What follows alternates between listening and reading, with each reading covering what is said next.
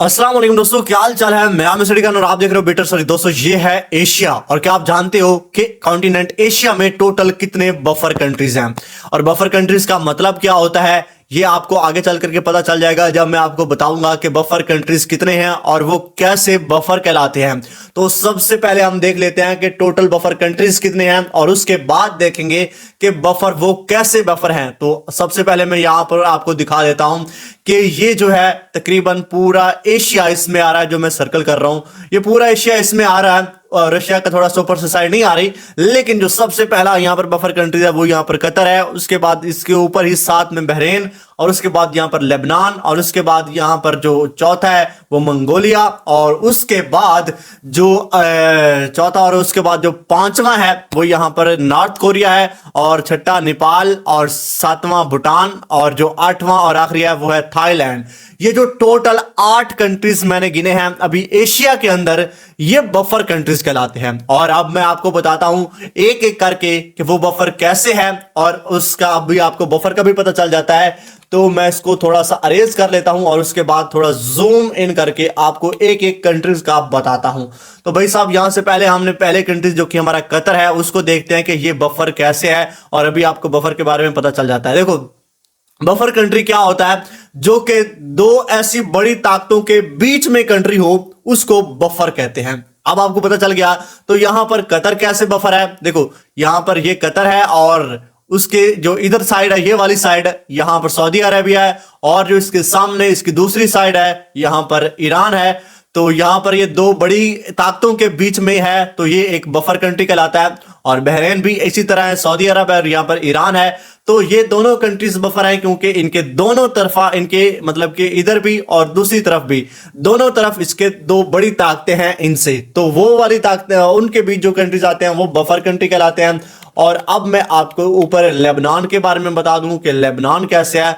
तो देखो भाई साहब यहां पर ये है लेबनान, सॉरी यहां पर ये लेबनान है और लेबनान जो कि एक यहां पर अगर आप देखो तो यहां पर ये इसराइल है और उसके बाद ऊपर सीरिया है।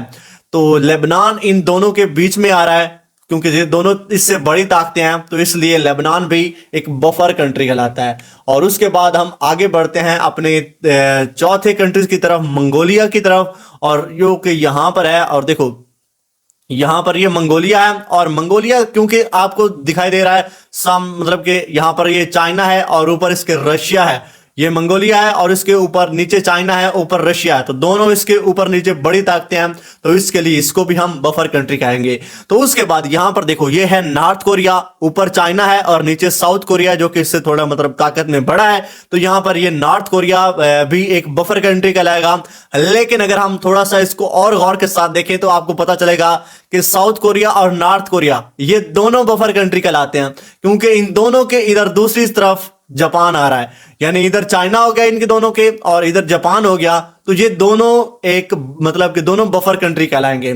और उसके बाद नीचे जो हमारा कंट्री है वो है नेपाल और जो कि नेपाल भी आपको पता है कि एक बफर कंट्री है क्योंकि नेपाल के जो ऊपर चाइना आता है और नीचे इंडिया आता है। तो दोनों तरफ मतलब कि इससे बड़ी ताकतें हैं तो ये भी बफर कंट्री कहलाता है, नेपाल भी। और उसके बाद भूटान के साथ भी सेम ऐसे है, ऊपर चाइना है और नीचे इंडिया है। और उसके बाद जो हमारा आखिरी जो कि एक बफर कंट्री है वो है यहाँ पर नीचे थाईलैंड।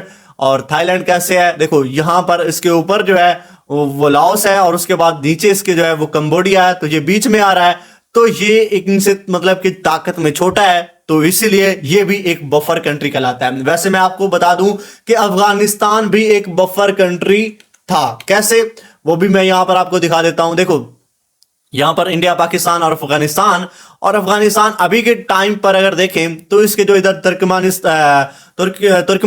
तुर्कमानिस्तान और ताजिकिस्तान है तो लेकिन यहां पर पाकिस्तान है। तो ये अभी मतलब कि अभी तो नहीं आप कह सकते क्योंकि इसके दोनों तरफा मतलब कि इससे पावरफुल ताकतें नहीं है।